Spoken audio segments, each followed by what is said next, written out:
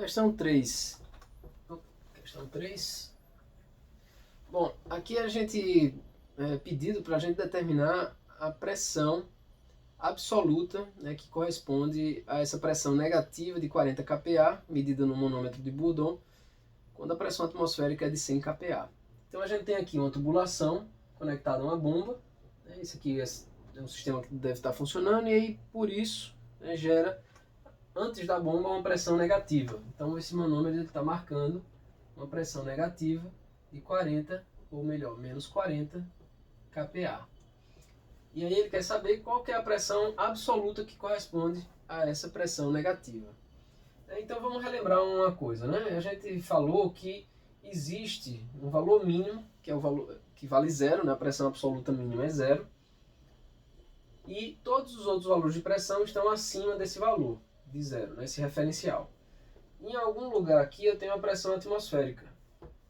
Então a pressão atmosférica é um referencial, né? Além do referencial absoluto, eu tenho também o referencial de pressão atmosférica.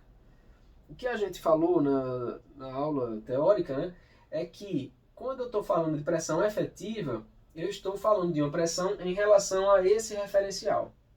Quando eu falo de pressão absoluta, eu estou falando de uma pressão em relação a esse referencial. Não existe nada para cá, né? Esse aqui é o valor mínimo. Só que em relação a esse referencial eu posso ter valores negativos e eu posso ter valores positivos, certo? Então, no caso aqui, ele está me dando uma pressão efetiva de menos 40. Então, eu tenho uma pressão que está aqui, digamos, à esquerda dessa pressão atmosférica. Eu quero saber qual a pressão absoluta, ou seja, eu quero saber quanto equivale essa pressão em relação a esse referencial.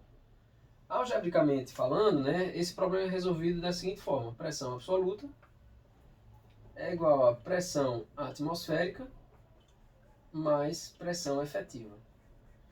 Se a minha pressão atmosférica vale 100 kPa, isso foi dado no problema, e a minha pressão efetiva vale menos 40 kPa, então a minha pressão absoluta vale 100 menos 40, 60 kPa. Então, de forma bem direta, a gente resolve o problema. Essa aqui já é a resposta. E se a gente quiser resolver graficamente, a gente poderia analisar, fazer a partir dessa figura aqui. Ó.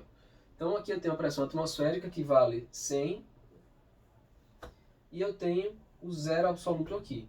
E eu sei que em relação a esse 100, esse meu ponto aqui, né, o que eu tenho medida a pressão, ele está a uma distância de menos 40, ou seja, 40 à esquerda.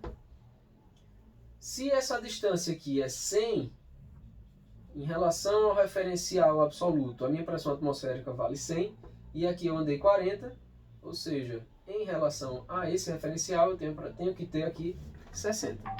Certo? Então é outra forma também de resolver, um pouco mais trabalhosa, então a gente costuma ir direto para essa equação, que já dá a resposta. Simplesmente isso.